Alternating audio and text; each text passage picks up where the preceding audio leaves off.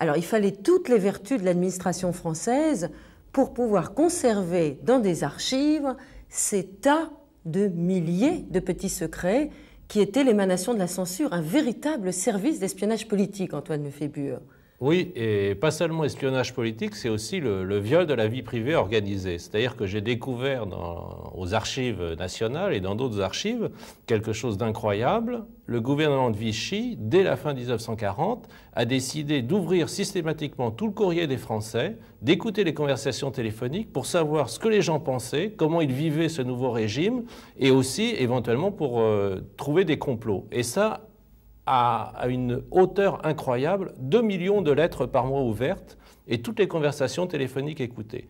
Dès qu'une lettre ouverte était estimée intéressante, elle était recopiée à la machine à écrire en 5 exemplaires et envoyée à tous les ministères.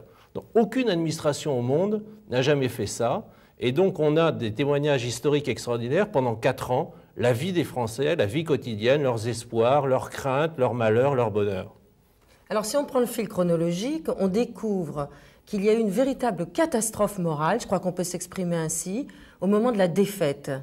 Oui, au moment de la défaite, les fonctionnaires de la censure, ils étaient tout de même des milliers pour ouvrir tout ce courrier, se sont rendus compte de l'ampleur de l'effondrement psychologique moral. Les gens ne croient plus à rien, les gens sont désespérés, ils ne savent plus à quel saint se vouer et ils sont totalement désinformés, ce qui explique pourquoi, en majorité, ils pensent que seul Pétain peut les sauver.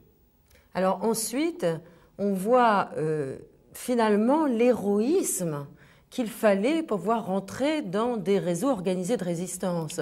Parce qu'au fond, les Français, on comprend mieux grâce à vos révélations, ni collabos, ni pétainistes, ni résistants, parce que il fallait survivre, il fallait pouvoir manger. La vie, hein. Dans ce livre, c'est la vie quotidienne, la vie de tous les jours. Et la première chose dans la vie de tous les jours, c'est manger, c'est se ravitailler, c'est faire la queue pendant des heures.